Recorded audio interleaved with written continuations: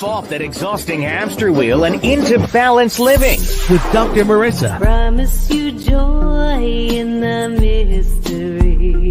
Dr. Marissa, also known as the Asian Oprah. Her mission, to be a beneficial presence on the planet. Her purpose, to be your personal advocate to live, laugh, love, learn. Her life motto, don't die wondering. Take back your life with Dr. Marissa Pei.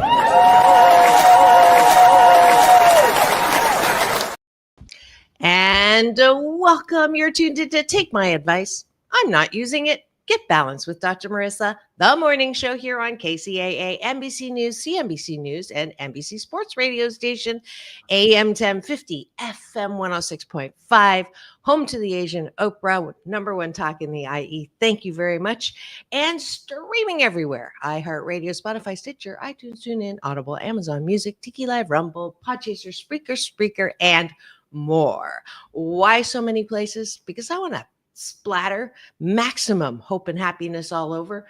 If you are looking for the headlines this morning, you know you're not going to get them here because we do not talk about the 98% negative things that are out on the news. Instead, I want to balance out that bad news with good news, good people, good topics. And that's why I've been on now for, let's see, where's that banner? 665 consecutive weeks. This is podcast number 1316. And we're so glad that you're here because I have a very special guest this morning who is going to talk to us about someone who kind of has been overlooked. And it's the perfect way to prep and jump into Black History Month. But before we do that, you know the drill. We like to have breakfast with our guest in the morning, or my co-host, or myself, which is take a bite of my gratitude sandwich. So the top of the bun is things that you're grateful for outside of yourself, like hot showers. And the bottom of the bun is grateful for things that are inside of ourselves. Because I want you, before you go to bed tonight, if you do your gratitudes in the morning, you appreciate yourself before you go to bed. You're less likely to get a horrible night's sleep thinking about who done me wrong or what I'm not good at or what I didn't get done. So it's a prescription for perfectionists. And that's what we've been doing for the last couple of years. So I'm going to start. Actually, let's do an abbreviated introduction of you, John, and then we'll go into the gratitude. But this is my one of my favorite ways to get to know people.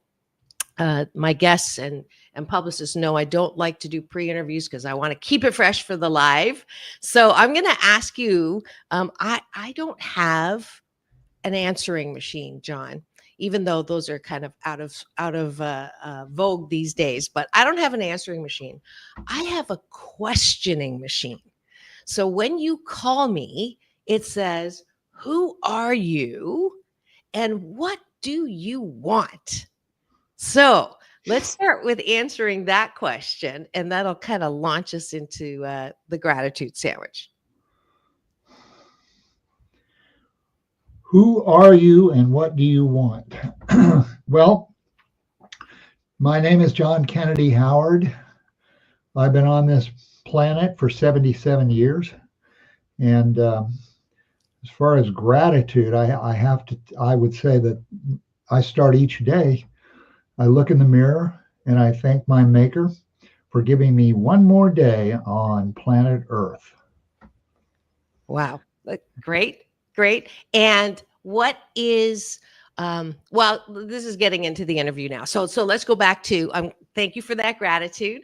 I say that too, that I'm grateful that the planets didn't crash into each other last night. And so we have another day. So that is definitely one of my favorite gratitudes.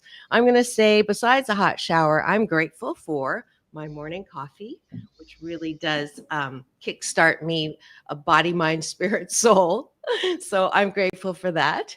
I am also grateful that I get to fly up to San Francisco this morning or after the show to spend Chinese New Year's Eve and Chinese New Year Day with my two beloved daughters who live up in San Francisco. So I'm going to say that I'm grateful for that.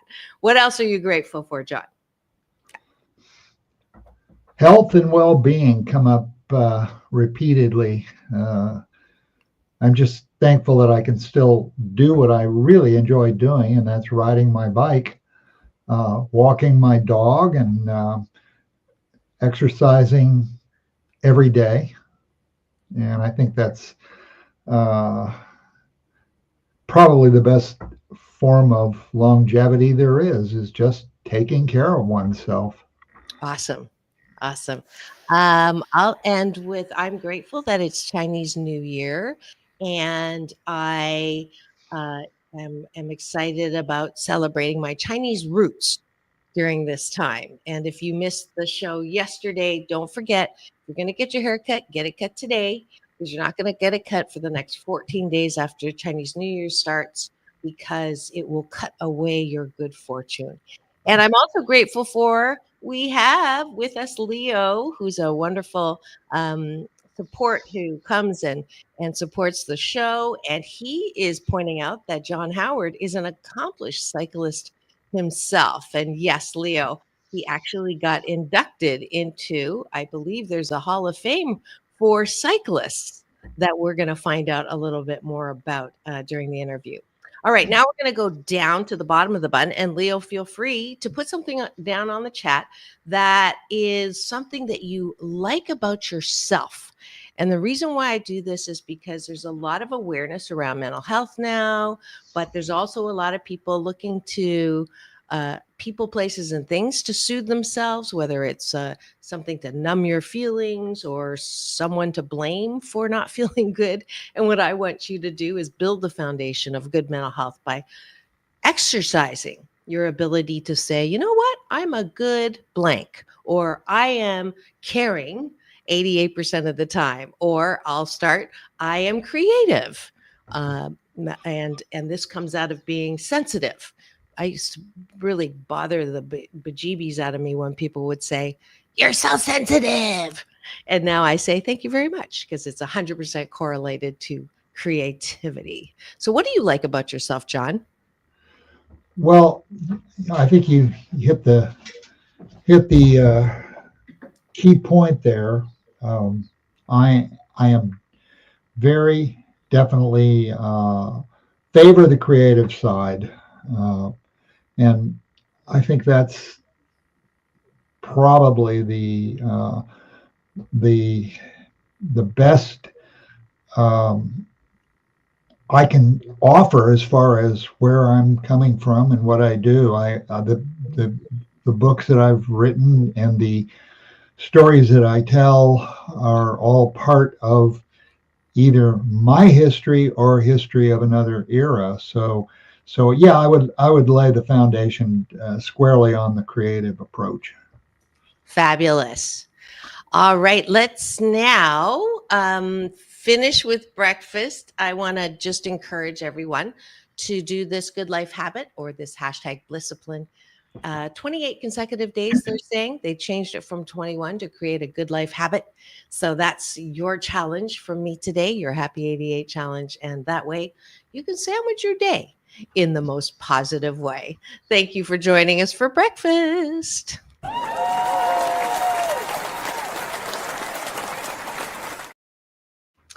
And now for the topic of the day and the guest of the day. This is my my new little announcer.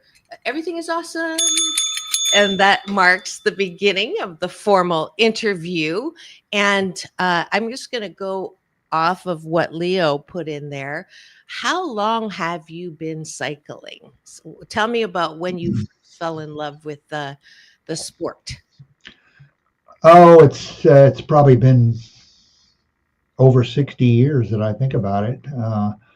I've logged approximately 520,000 miles in my cycling career. Wow. And I'm happy to say that I've done it without any joint replacement, any new knees, new hips. And I think that says a lot about good, solid nutrition, keeping healthy by eating well.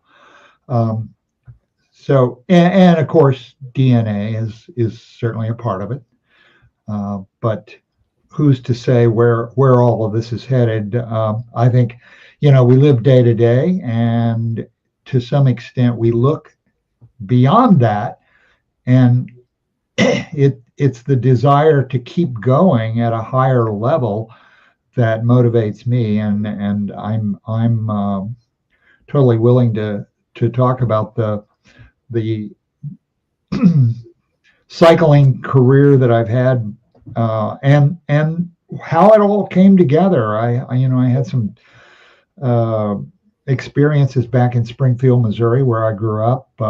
Walked into a bike shop back in the day when bike shops had wooden floors and high ceilings, metal ceilings.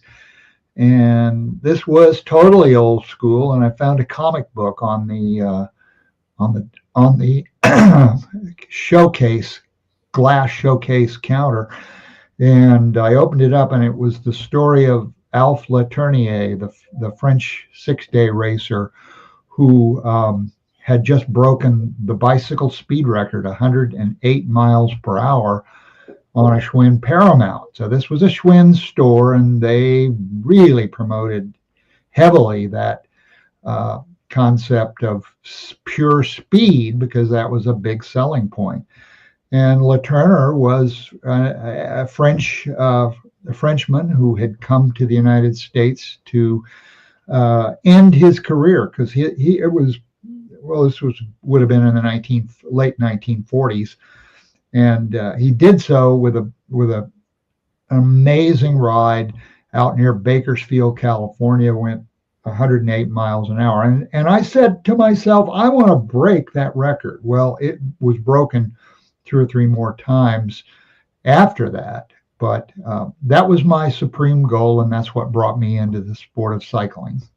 Great story. Did you break it?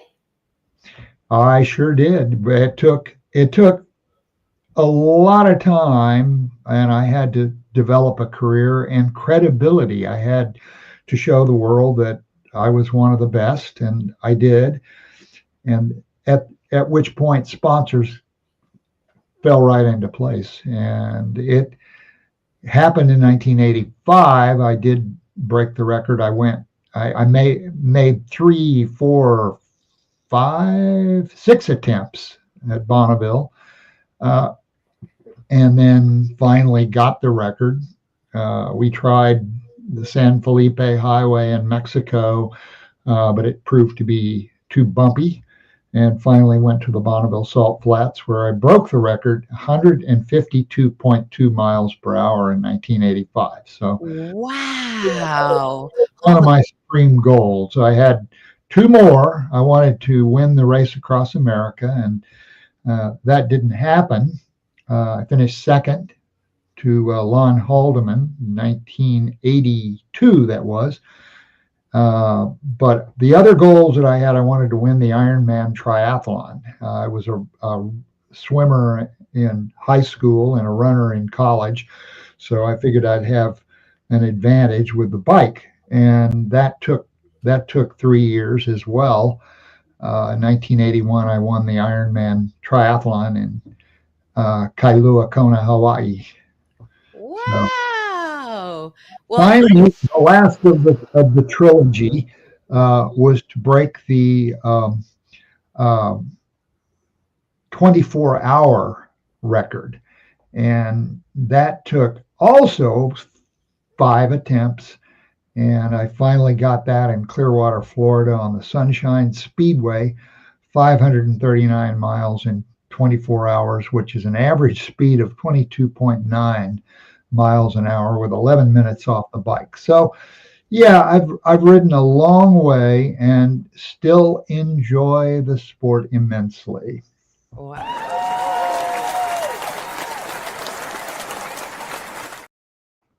And this is why I love live, and I love not doing pre-interviews, because that is freaking amazing, John. I had no idea. I asked for a bio from you, and all I got was a lot about the book, which is great, and we're going to get to it, but I had no idea that I would have such, you are the most accomplished cyclist I've ever had on the show. I'm trying to remember if I've had it, but I mean, this is like record setting. And in fact, you inspired Leo. Isn't it funny? Because I, this is sort of not a normal, no, I wouldn't say normal, but I didn't know I was going to invite someone with such credentials in cycling.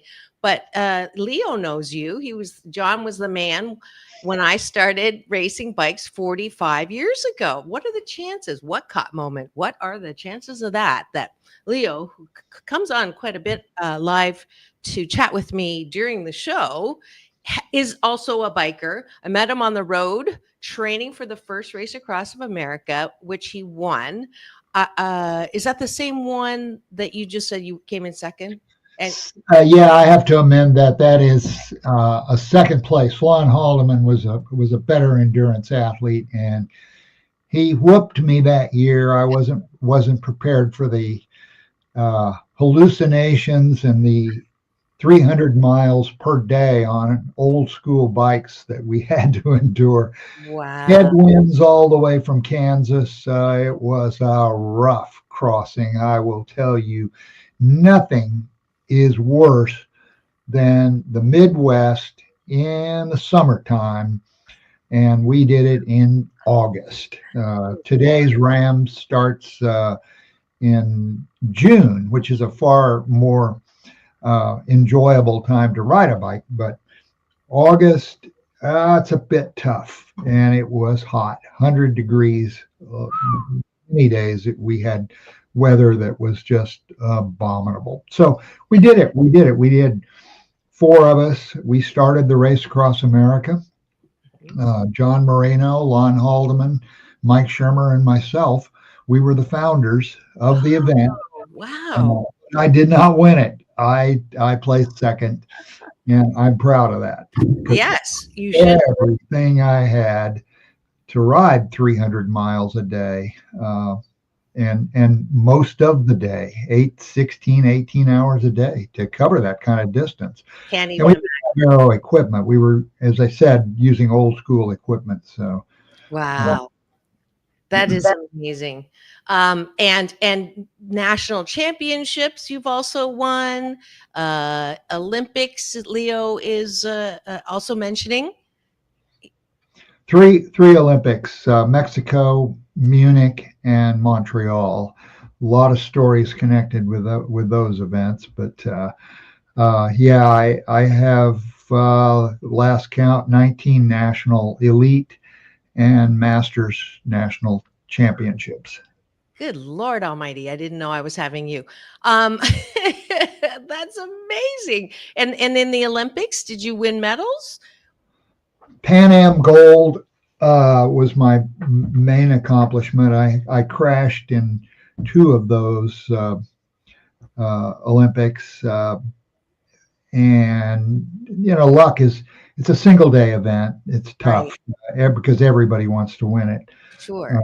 I had some good placings, but my gold in the Pan American Games in Cali, Colombia was significant in that it brought money into cycling. And there were two events. Jackie Symes took the silver in the kilometer in Uruguay, and my gold medal in the Pan American Games actually triggered money into cycling when there was none prior to that. So we started finding sponsors, and the USOC began putting money into development of the sport. And I was on the first national team that America had, and we competed successfully in Europe. I got a bronze medal in the International Tour of Ireland, which was at the time the very first American team ever to race in Europe, and that was for Raleigh, and we competed and did well. That's awesome. I got us invitations to more events in Europe. That's awesome. Race RAW is Race Around the World? Oh, no. I'm searching for the connection. Race Across America Got it. is RAM, RAM. Yeah, RAM. I misheard. I have raw down. Let's see. Ram is a little better. Although it sounded like the race was a little raw for those the cycling that has been around. If for those of you who've just tuned in and wondering what's going on in studio today, I'm so delighted to have someone I had no idea. I had asked for a bio, but I got more information about the book that we're going to get to, which is very important, but not knowing until now how accomplished my guest is, way beyond author. So I fixed the banner. So you now have many more accolades on there. I put world-class cyclist, co-founder of RAM, Race Across America. And we're so delighted to have you here this morning. I have to take a quick station ID break for news, weather, and traffic. Don't go away. I will be right back with John Kennedy Howard. And then we're going to switch gears, a little bit to talk about his unbelievable project about someone you may not have heard about, but we're going to change that today. We'll be right back. Don't go away. I'll be back in 2 and 2. Chuck Woolery, who's on the other side. But I don't say 2 and 2. I say peace in and peace out. We'll be right back.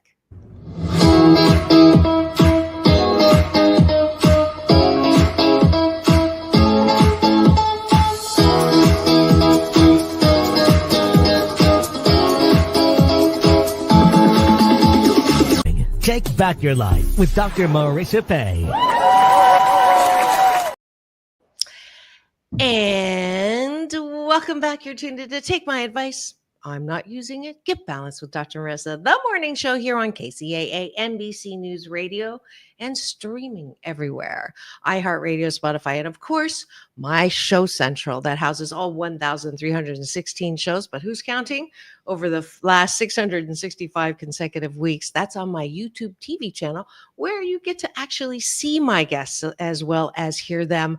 That is true on the other channels, but I'm going to do that thing that everybody else does that I haven't started, which is hit the subscribe button below so that you can get an alert every weekday morning when I come to you live from not Hollywood, California now, but thanks to COVID, Long Beach, California, on the beach. And today I am delighted to have a very, very accomplished cyclist who got even more the accolades, but there's a what caught moment going on again with someone on the chat, Gus Molly, who is let's see, God's way to coincidence. He's saying this is coincidence, which is God's way of staying anonymous. My former neighbor who has passed was an avid cyclist. So he just passed. So we're knowing he's not gone. He's not lost. He's just on the other side. And he is watching this interview, I am sure. So, and they thanking me for being mindful of Black history. I look forward to purchasing this book. So that is awesome. Thank you, Gus Molly, for that. And John is gonna now, we've heard of his expertise and his fabulous career. Now I want to hear the story of how you got to be the author of this very important book, The Black Cyclone. So take me through that. Sure. Dr. Marissa, thank you for having me on your show. First and foremost, I'm delighted to be here.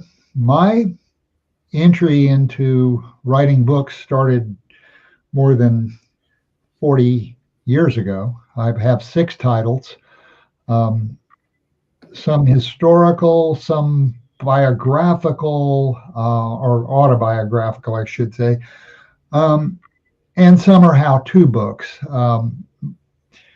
So I've been writing for quite some time. I have a number of articles that I've written on the subject of cycling and in many manifestations of it. Um, the value of our sport is solid. I think it's the number one participant sport worldwide. And how I got into it, we've already covered that. The story of Major Taylor, I think, is certainly something that has fascinated me. He was my boyhood hero. I admired him greatly from the very beginning. I actually have a copy of his original autobiography, and it is the prize of my library. And it so happened that I was inducted into the United States Cycling Hall of Fame in 1989. I believe it was second or third year of the Hall of Fame.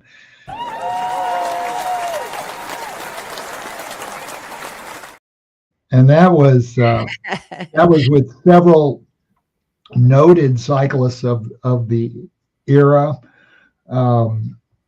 Including Major Taylor. So I can't tell you what a huge honor that was. Oh. And I reacquainted myself with Major Taylor's daughter, Sydney Taylor Brown, who Sydney was born in Sydney, Australia during her father's heyday at the turn of the century.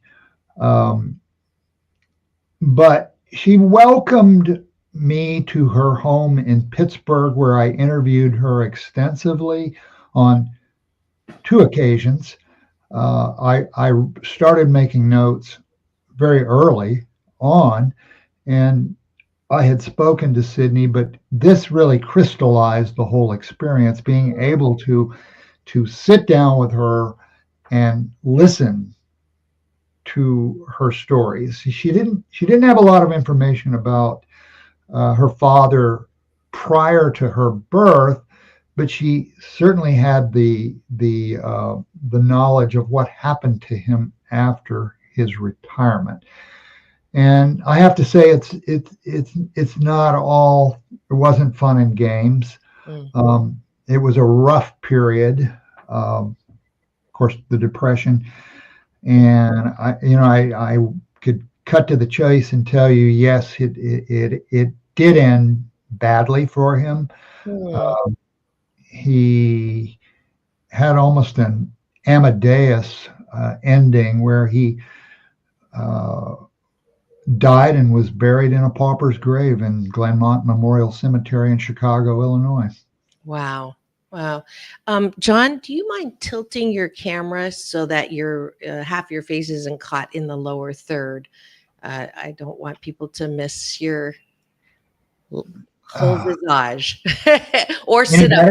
Or sit up. Yes, good. Yeah. Thank you so much.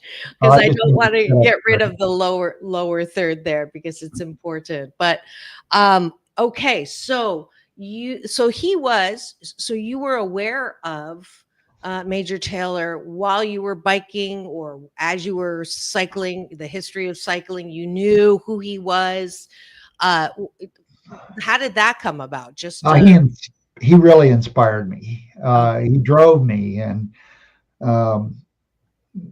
guys like Alf Letournier, the Frenchman who broke the speed record, raced with Major Taylor, and I was very lucky to have caught some of these cyclists and some of their helpers, their mechanics, their masseurs, their cooks in the closing months of their lives. Alf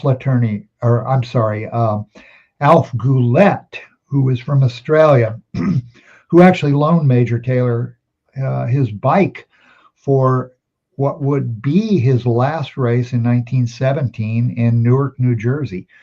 And that bicycle, I had a chance to look at it, touch it, wow, hold it, ride it.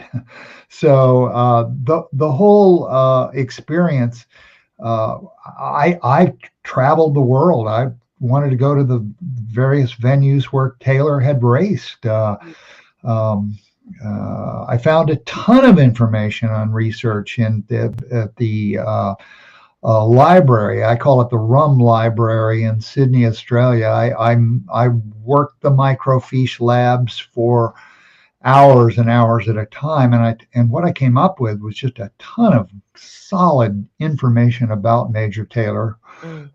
When he had raced in 4 times in Sydney and Australia in general. He traveled the whole country, which wasn't easy to do because it had to be done on a train. And this is the day and age where being Black and an athlete, obviously a world-class athlete, was not exactly the norm. And I'm struck by 2 praises for your book. One is from Magic Johnson, 5-time NBA champion and living legend. He says that Major Taylor has to be the greatest African-American sports hero nobody has heard of. Howard, Maurer, and Maurer tell a compelling story. And then from Greg LeMond, anybody, even non-cyclists, will recognize his name, 3-time Tour de France winner. And he did not have his title stripped from him. Howard and Maurer's The Black Cyclone relives the sport of cycling in its prime, when people went to the ball game only after the seats at the bike track were sold out. That's like news to me. It was an era dominated by Major Taylor, the man who became the world's first African-American sports hero. And that's by Greg LeMond, 3-time Tour de France winner. I mean, that's really high praise, John. And for them to read the book or, have you get that praise from them, that must feel pretty good. Yes. Yeah, we got one from Muhammad Ali's widow, Lonnie. We got Bill Walton. We got Peter Nye, who's the foremost cycling historian, I believe, worldwide. We have, let's see, who else do we have? Lynn Tolman, the director of the Major Taylor Association. That's great. Somebody out here, but we were really lucky to have all of these people endorse the book, and I think it's there we go. It's significant to point out that Major Taylor had a rough existence in competition. He had the audacity to think that he was going to be the greatest cyclist in history, and it didn't go over well. The sport was a white man's sport at the time. Blacks simply were not allowed to play at any sport, and they were considered field hands and just one notch above slave. Major Taylor's grandparents were slaves in Kentucky. He grew up in Indianapolis, had very loving parents, but they had 6 mouths to feed, and that made it very difficult. Taylor, his first races were probably difficult for him, but he managed quite well, and actually won his first event, which was a handicap, which means you're the last to start if depending on your notoriety and acclaim. Well, he was up against Walter Marmon, who was the Indiana state champion that year, and he had to beat Walter Marmon, and he did. He beat him in a sprint. And this man was much older and probably a good deal stronger, but Taylor had the speed to come around him and beat him in the sprint. And at the time, they didn't even want to give him the medal. It was a gold medal. And they thought, well, he must have cheated. There's no way he could have beaten the great Walter Marmon, but he did. And Marmon, who was later the treasurer for the Marmon Automobile Company, and the Marmon Wasp won the very first Indianapolis 500 race. And Walter Marmon stood up and said, no, the kid beat me fair and square. He deserves the medal. Give it to him. Wow. So I think there were supporters. Bertie Munger, his coach, wrecked his business trying to take care of Major Taylor and to see to the make sure that he got what he deserved. And unfortunately, it was, as I said, a tough time. The League of American Wheelmen actually banned black cyclists. There were similar issues with other sports. Baseball, a good example. But in his absolute prime, 1906, I believe, when Major Taylor made more money than the great Ty Cobb, who was the Detroit Tigers star player, one of absolutely the best in the league at the time. So cycling was huge. It had the recognition of everyone worldwide, and for all the wrong reasons. I say that because we're in the midst of development of the internal combustion engine. The post-industrial revolution had rolled in, and it was time to up the ante. And the internal combustion engine was part of the first motorcycle, the first, of course, automobiles, and they kept scaling them up. The first motors were attached to tandem bicycles. And they were generally the Didion Berton French single-cylinder motors. They were brought over in crates by guys like Albert Champion and of Champion spark plugs, who won the Paris-Roubaix. Was a stellar French cyclist who came to the United States to race bicycles on Saturday and motorcycles on Sunday. He was good at both. So this is the competition that Major Taylor faced. These were all world-class cyclists, but now they were doing something new and different and very, very dangerous. The motorcycles were never capable of riding banks that were 40 degrees and tight. 250, 300, 400 at the most. These were wooden velodromes. They weren't called velodromes. They were called bike tracks in the U.S. In Europe, they were referred to as velodromes. But these tracks were dangerous because they would pace each other. And the pacing was all about record setting. That was the key. And everybody wanted to break a world record, including Major Taylor, who actually owned 6 world records in his prime. Wow. But most of those were paced records. First human pace, and then human pace almost overnight went away with the advent of the motorcycle. But the first real purpose of the motorcycle was to pace racing cyclists on the track. Interesting. It had no other purpose, but of course, as we all know, it quickly evolved from there. Right. And let's just take a quick pause here. I have to go take a station ID again for news, weather, and traffic. We do have a nice compliment for you here from Leo. Major Taylor is an inspiration to any athlete any sport, to overcome all those obstacles and arise to superstar of his day. What a beautiful sentiment. Thank you, Leo. We got a Thank nice you, smile Leo. there and a thank you. We'll be right back as we pause for news, weather, and traffic on KCAA AM 1050, FM 106.5. NBC News Radio. Don't go away. We'll be right back. It's all about balance. Peace in, peace out.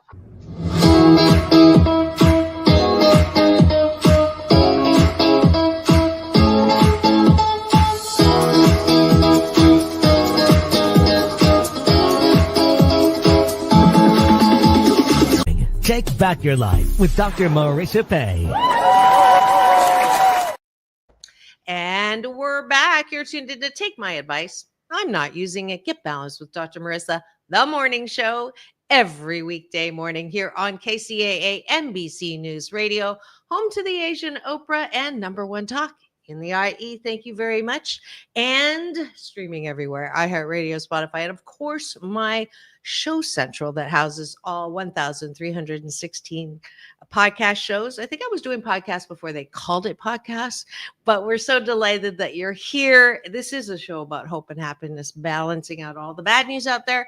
We don't talk about headlines, but we do bring fabulous guests who are noted, even if you don't really know that fact until after you start interviewing. But I'm so delighted to have John Kennedy Howard. He is a world-class, award-winning Hall of Fame cyclist and inspiration to all of the fabulous cashew gallery that's in today. Leo's been great with both giving me more facts about him that I didn't even know, and also with the compliments. I love compliments, and we're getting lots of beautiful reactions. People are giving us hearts and the finger. Not that finger, but this finger. So thank you so much for being here and streaming live with us every weekday morning on this show. So now the book, the Black Cyclone. I did Google it, and there's another guy that is also called the Black Cyclone. I don't know if you are aware of that, but there's the first football player, black football player, which, I guess there's no reason why they both can't be Black Cyclones, because one is in one sport and one is in the other. Did you have any naming issues with the book? No. Major Taylor's favorite nickname was the Black Cyclone, and we chose that one. It just seemed to work. In the book, you will read about the how would I describe it? It's not the actual autobiography, but there was a lot of contention between the author of a book called Requiem for a Wheelman. This is a fictitious story, but he and Major Taylor totally did not agree. They grew up together in Indianapolis, and the narrator of the story tells it from the perspective of a reporter. He works for the Chicago Tribune, and he wanted to tell Major Taylor's story. Taylor wanted to tell it himself in his autobiography. So they were at odds. They were at odds. Yeah, and, John, can you sit back? Could you sit back? Oh, yeah. Sorry. Thank you. That's okay. I want people to get the full. All right. So this Requiem of a Wheel man was against, or speaking against. Well, he wanted to recall it from the perspective of a reporter. He wanted to do it chronologically. That is not how Major Taylor's autobiography evolved at all. And you read it, and as much as he tells the story, it's difficult to get through it. And I think he was overwhelmed with the job of trying to create an autobiography. But to his credit, he's the only athlete of the era that created one. Mhm. So I applaud that. Right. And as I said, it's a prized part of my library today. Well, But there are events I think that really crystallized Major Taylor's uh, life, and one of them occurred when he went south across across the Indiana border, headed south to Savannah to compete, not actually compete, but to train during the cold months of the year. And South was huge when it comes to cycling.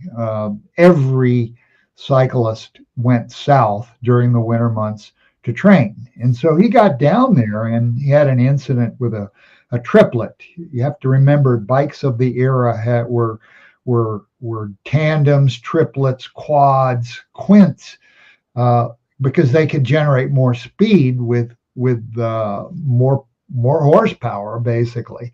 So these bikes were much faster than a single, and the incident that occurred eventually resulted in what was known as a white cap letter, which was attached to a rock, and it came sailing through the bay window of Major Taylor's rooming house. Essentially, what it said was, Major Taylor, leave Savannah by sundown. And he did. He got out. And he never, after that, went south of the Mason-Dixon line again, the mark of the Civil War. And I will also point out, I'm kind of jumping around here, but Major Taylor's father, Gilbert, who was a coachman, actually fought and was wounded in the Civil War. So there's an awful lot of history in this book, and so that's why, I was going to ask you the question, why was he forgotten? Like, why someone with that track record, the excellence, the obvious, beating someone who said, yes, he did beat me, and why was he the forgotten, as Magic Johnson calls it, the most forgotten Black American sports hero? Why was that? Was it the era that it was just like you said, the rock was thrown and there was just no there was just no allowing of Black American place in the limelight?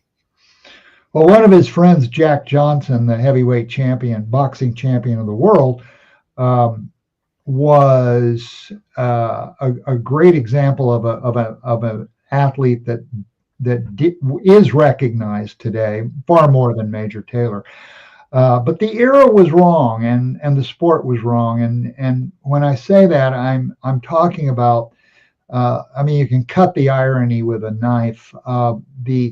The bicycle was evolving into the motorcycle, and many of the inventions, pneumatic tire, the spiral bevel gear, which became the differential on the automobile, all of these inventions that he helped promote. And by the way, he was a brilliant engineer and inventor himself after he retired. All of these gadgets were becoming part of the motor age. The motor age said to exercise, we're more important. We are labor saving. And the post-industrial revolution was changing the landscape of how we looked at exercise. And yes, we still valued it, but it wasn't nearly as important as the labor-saving devices that were coming. Why is that significant? Well, because it pushed Major Taylor out of the limelight. He was no longer the highest paid athlete in the world. He was a Black man's trying to create what would eventually become civil rights, and not until the 60s, long after his death. But Major Taylor was a pioneer for civil rights, and I encourage everyone to check out Todd Gould's wonderful documentary on Major Taylor, which is called Major Taylor, Champion of Race, where he really focuses on Major Taylor's contribution to that very, very early pioneering civil rights movement. Wow. And I would point out that one of his best friends was W.E.B. Du Bois, who was the founder of the NAACP. He was the founder of Crisis Magazine, which all the Black intellectuals read. And he also had a good friend. I would say Du Bois was a bit of a radical, and he didn't follow the, I'm stretching my limits here, but there is another very important figure in African American history, Booker T. Washington, who followed more of an Uncle Tom's Cabin approach, and Du Bois was not like that at all. He believed that it's time to wake up America to the African American cause. And so out of that, we have a strong interest in helping young Black athletes become better. And why am I pushing this book so strongly? Because if we can get even a small percentage of the African American talent playing ball sports into cycling, we will radically change our sport. I truly believe that. So I pulled up two things, which I love my smart studio that can do this. The Black Cyclone, The Hero the World Forgot, is available on Amazon. Everybody knows how to get that. I would strongly suggest that you read it, because we still have the non-spoken about how someone with this level of notoriety and success ends up being buried in a pauper's grave. That's one I want to read.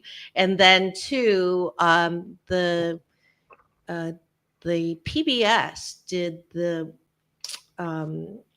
what my guest was just talking about, Major Taylor, Champion of the Race. So I just pulled this up. It looks like you can almost watch it for free. So go and check out this documentary that my guest John is talking about, as well as certainly pick up his book, The Black Cyclone. It is definitely, for someone who, and I'm curious, we're running out of time here, but I'm curious, like, what he grew up in a very poor home. I read the little bit of it, very humble beginnings. How did he get to the point where he just knew and was very proud of himself, as you said, was very knowledgeable of his potential and his success, and he was going to be the best cyclist or the fastest? Where do you think that came from? Well, I think it was important to note that Gilbert Taylor, his father, was a coachman for the Southard family.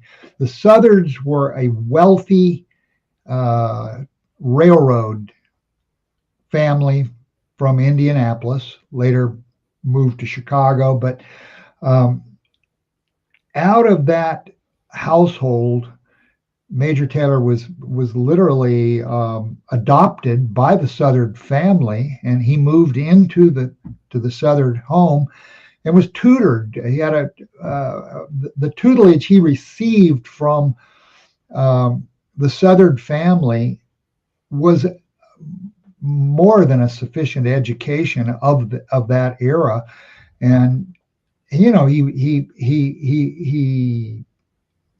didn't have that desire without that motivation. And the tutor that I talk about in the book gave him that incentive and pushed him toward engineering and things that he was very interested in doing. He educated his kids to believe in themselves. And out of that, Major Taylor saw that he had the aptitude to be a great inventor. He came up with a brilliant idea during World War One. He got a deferment, actually. I have a copy of that deferment.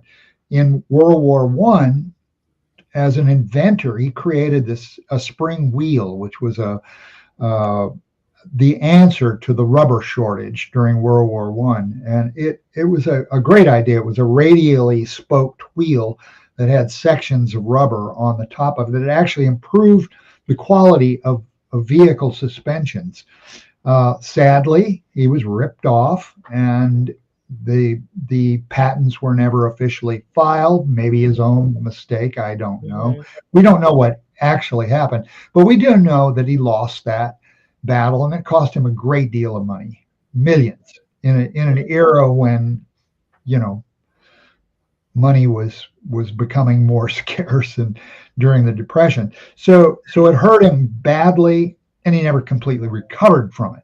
Mhm. There were several other ideas, inventions, recapping tires. Again, the rubber shortage, and when all this was before rubber was chemistry, it came out of trees at the time. So That's I have great. tires in my collection that are over 150 years old that have still no cracks in them, Wow. That's because they were this natural latex rubber.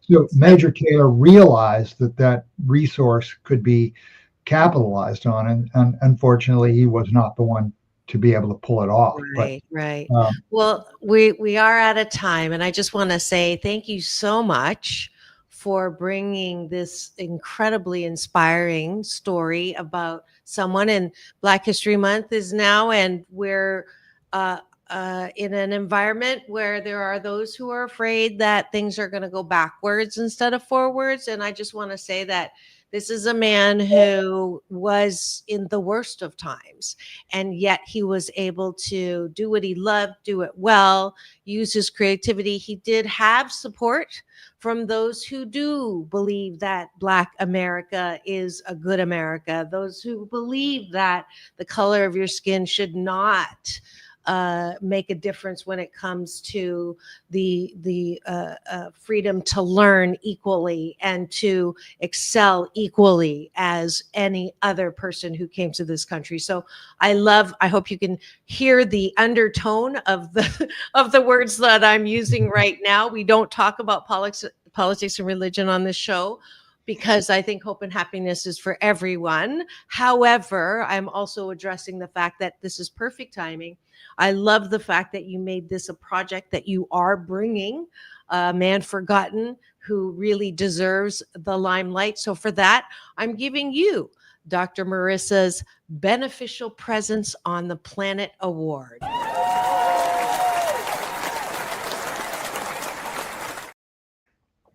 Not all my guests get that award, so I hope you feel special for that. We're going to have to say, if you would join me and stick your peace sign up for me. I do this at the end of the show. It's all about balance, peace in, peace out, world peace through inner peace.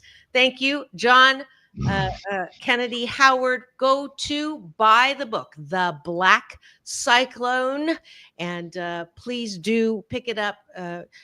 Feel free to contact you. I believe, are you on social media or how do people contact you? TheMajorTaylorStory.com. The book is available in all formats: hard copy, soft cover, ebook, and now Audible. Fantastic. And don't forget tomorrow to tune in. We have Doctors in the House with Dr. Tiffany and I. We're talking about attachment issues. And then Thursday is Throwback Thursday series, and Friday is Straight Talk with Ricky Rebel. So keep it here. It's all about balance. And thank you again, John Kennedy Howard, for being a guest today and bringing that fabulous book. In the meantime, I hope you all Have the best day ever. We'll see you tomorrow.